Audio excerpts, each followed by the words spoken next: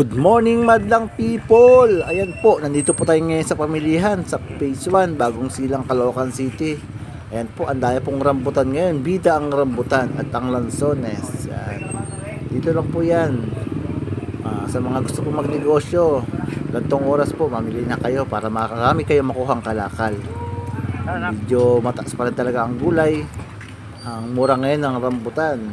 Ang saging pati po natin ngayon tumaas. Pechay, buwaba naman ang pechay.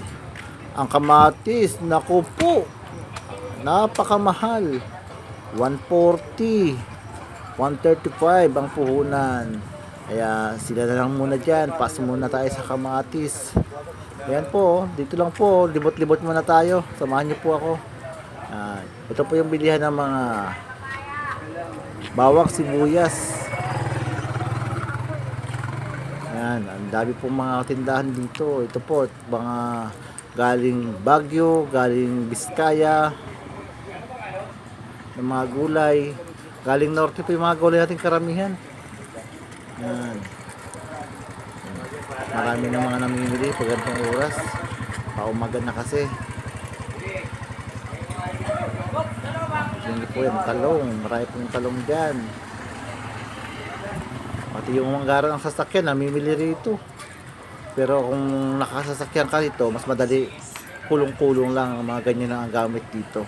Hindi ka mahihirapan mag-park, hindi ka mahihirapan magpihit-pihit, magmaniobra, kasi maski po ang kalsada. Yan. Ay makakasabay mo mga ganyan, no? Kulong-kulong. Open lang, madaling kargahan. Madaling magbaba, madaling magkarga. Hindi masyadong maselan. Minabuti kung ganyan lang ang gamitin ko para yun lang din naman talaga ang meron ako, wala naman ako choice. Ayan, siling-sigang po, bumaba na po ang siling-sigang. Mamimili ka nga lang kung saan ka po pwedeng makabili kasi mayroon pa rin meron din po ditong pamilihan ng mga karne, manok at baboy. Tara, pasukin po natin para makita po natin. Ayan, dito lang din po sa area ng mga gulayan yan. Marami kang mabibiling karne rito, manok, baboy. Medyo mababa din po ng konti kasi pang wholesaling po yung bigay nila. Ayan o, ang dahil pong manok. Wawawa naman yung mga manok, pinagpuputulan ng ulo. Ayan, pati paa. Yan po, pasupport naman po ng channel ko, pa-like and share na rin. Sa mga papasok po ng trabaho, ingat po, Monday ngayon. Salamat.